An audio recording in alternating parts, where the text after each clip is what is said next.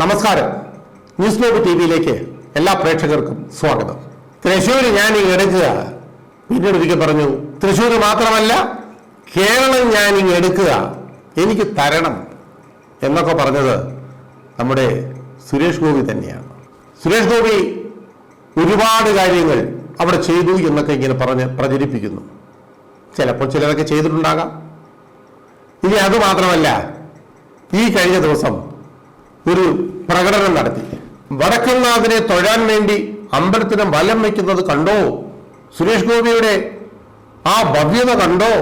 സുരേഷ് ഗോപി പോകുന്ന പോക്ക് കണ്ടോ എന്നൊക്കെ ചോദിച്ചിങ്ങനെ സോഷ്യൽ മീഡിയയിൽ ഒരുപാട് കമന്റുകളും ഒരുപാട് സ്നേഹപ്രവാഹങ്ങളൊക്കെ ആയിരുന്നു സുരേഷ് ഗോപിക്ക് വേണ്ടി.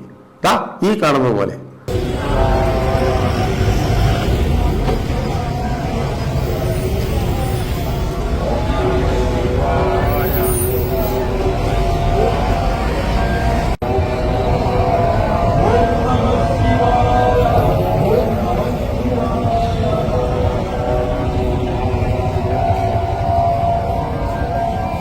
ഇത് വടക്കുനാഥനെ തൊഴാൻ വേണ്ടി അമ്പലത്തിനകത്തൂടെ പോകുന്നതാണോ?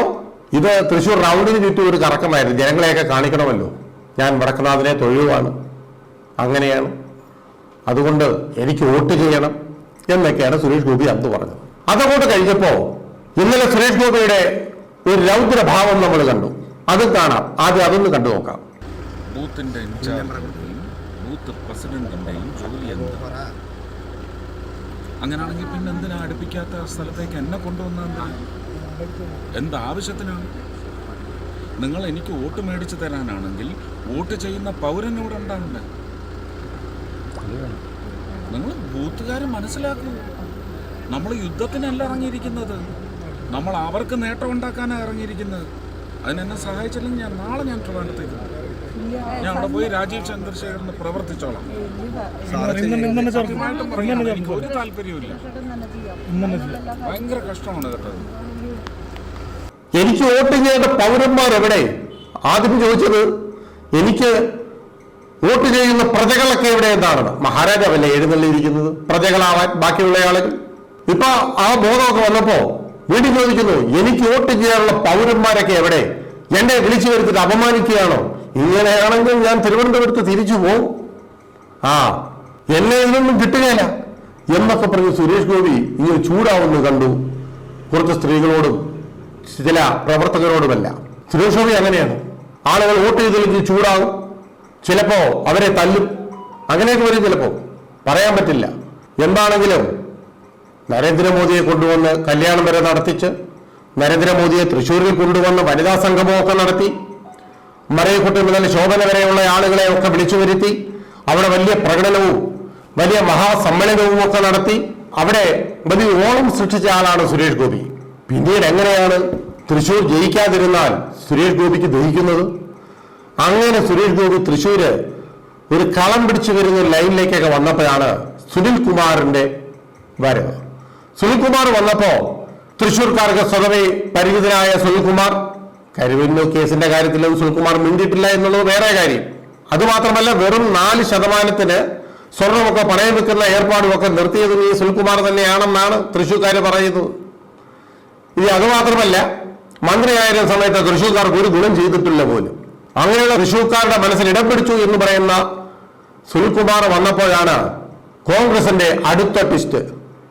സാക്ഷാൽ കെ മുരളീധരനെ തൃശ്ശൂരേക്ക് കൊണ്ടുവരുന്നു. കരുണാകരന്റെ സ്ഥിരം മണ്ഡലമായ തൃശ്ശൂരിൽ നിന്ന്, നാളെയായിരുന്നല്ലോ കരുണാകരന്റെ ഇഷ്ടസ്ഥലം, അവിടെ നിന്ന് ലോക്സഭാ മണ്ഡലത്തിലേക്ക് കെ മുരളീധരനെ കൊണ്ടുവന്നു എന്നറിഞ്ഞപ്പോ സുരേഷ് ഗോപിക്ക് ഹാലിളകി. സുനിൽകുമാറിന്റെ ശബ്ദം പോലും കേൾക്കാനില്ല. പായും കുതിരയെ പോലെ തന്നെ ഈ കെ മുരളീധരനും തൃശ്ശൂർ അങ്ങ് പിടിച്ചിറക്കാൻ ഒരു കളി നടത്തുന്നു. ഇലക്ഷന്റെ തന്ത്രങ്ങളെ കുറിച്ച് വളരെ വ്യക്തമായി കാര്യങ്ങൾ അറിയാവുന്ന ഒരാളാണ് കെ മുരളീധരൻ. അതിനെ കെ മുരളീധരനെ പ്രതിരോധിക്കാൻ അവിടെ പത്മജയെ ഇറക്കുന്നു. എന്നിട്ട് പത്മജയെ കൊണ്ട് പറയിക്കുന്നു, ഏതാണ്ട് 10-20 വർഷത്തിന് മുമ്പ് ഞാനവിടെ ഇലക്ഷൻ നിന്നപ്പോ അവിടെ പ്രിയങ്ക ഗാന്ധിയുടെ വണ്ടിയിൽ കയറാൻ എന്നോട് 25 ലക്ഷം രൂപ ചോദിച്ചു DCC പ്രസിഡന്റ് എന്നപ്പോ അന്നും ചോദിച്ചുകൂടായിരുന്നു? ഈ 10-20 വർഷക്കാലം എന്തിനാണ് പത്മജ ഇതിങ്ങനെ മറച്ചു വെച്ചുകൊണ്ടിരുന്നത്? ഇപ്പോഴാണ് പറയാൻ തോന്നിയത്. എൻ്റെ കൂടെ അന്ന് 25 ലക്ഷം രൂപ ചോദിച്ചു, അത് മോശമായി പോയി, ശരിയായില്ല എന്നൊക്കെയാണ് പറയുന്നത്. അപ്പോ തൃശ്ശൂരും LDF-നും അതേപോലെ BJP-ക്കുമൊക്കെ ചെറിയൊരു വിറവൽ വന്നു തുടങ്ങി എന്നാണ് തൃശ്ശൂർക്കാര് ഭാഷയിൽ തൃശ്ശൂർക്കാർ തന്നെ പറയുന്നത്.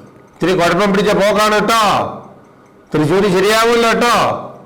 അവിടെ സുരേഷ് ഗോപിക്ക് പഴയ പോലുള്ളൊരു കൊളുത്തില്ല കേട്ടോ.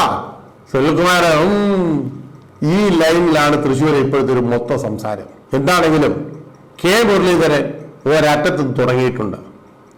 ഇതിനിടയ്ക്ക് സുരേഷ് ഗോപി കൊണ്ടുവച്ച സ്വർണ്ണ കിരീടം പോലും മാതാവിന്റെ തലയിൽ നിന്ന് താഴെ പോയതും അത് ചെമ്പാണെന്ന് വന്നതുമൊക്കെ ഷിറ്റ് ഗോപി എന്നൊക്കെ പറഞ്ഞുകൊണ്ടിരുന്ന ആളുകൾ ഇപ്പൊ ചെമ്പ് ഗോപി എന്നൊക്കെയാണ് ഈ സോഷ്യൽ മീഡിയയിലൊക്കെ വിളിക്കുന്നത്.